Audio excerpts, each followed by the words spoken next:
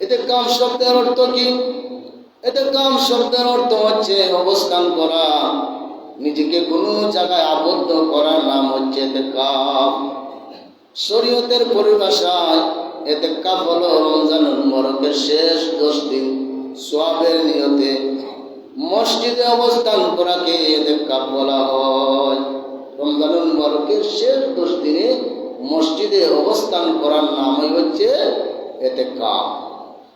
পবিত্র রমজানুল মুবারকে বিশেষ বিশেষ আমলের মধ্যে সবচাইতে শ্রেষ্ঠত্ব একটা ইবাদত, সবচাইতে শ্রেষ্ঠ যে ইবাদত, সেই ইবাদতটার নাম হচ্ছে ইতিকাফ।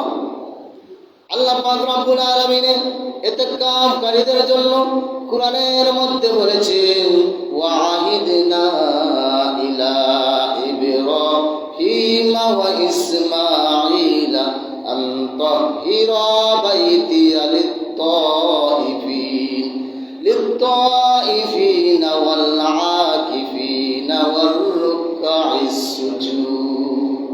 আল্লাহ তাআলা ইব্রাহিম আলাইহিস সালাম আর ইসমাঈল আলাইহিস সালামকে ফরমান জারি করলেন, বললেন, ও ইব্রাহিম আর ইসমাঈল, তুমি আমার ঘরকে পবিত্র রাখো, রুকুকারী সিজদাকারী ইতিকাফকারীর জন্য হোক। সুবহানাল্লাহ। এই আয়াত থেকে আমরা বুঝতে পাই যে ইতিকাফকারীকে আল্লাহ পাক রব্বুল আলামিন সম্মানিত করেছেন। ইতিকাফকারীর জন্য মসজিদকে পবিত্র করার জন্য আল্লাহ তাআলা কুরআনের মধ্যে বলে দিয়েছেন যে ইতিকাফকারীর জন্য আমার ঘর পবিত্র করো। অর্থাৎ ইতিকাফে যারা বসবে তাদের জন্য সম্মান কে দিয়েছেন? আল্লাহ পাক দিয়েছেন। আল্লাহ পাক রব্বুল আলামিন ইতিকাফকারীদেরকে সম্মান দিয়েছেন। তাই রমজানুল মুবারকের মধ্যে শেষ দশকে আমরা কিতাব পড়তাম, আমরা ইতিকাফ করতাম। আমরা জানি রমজানুল মুবারকের মধ্যে আল্লাহ পাক রব্বুল আলামিন এমন একটা রাত রাখছেন যে রাতটার নাম হইল শবে কদর।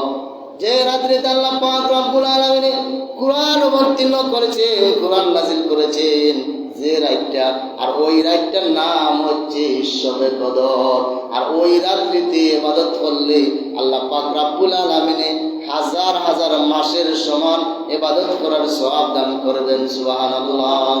যদি কোনো মানুষের শবে কদরের রাত্রিতে ইবাদত করতে পারে, তাহলে আল্লাহ পাক রব্বুল আলামিন ওই বান্দার নামে আমলের মধ্যে 83 বছর ইবাদত করার সওয়াব দান করবেন। সুবহানাল্লাহ।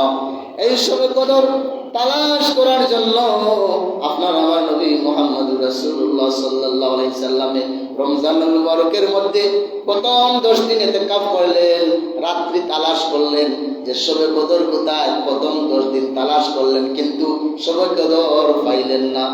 এরপরে দ্বিতীয় 10 দিন আল্লাহ রাসূল সাল্লাল্লাহু আলাইহি সাল্লামে শবে কদর তালাশ করলেন, শবে কদর কোথায়, কিন্তু দ্বিতীয় 10 দিনেও শবে কদর পাইলেন না।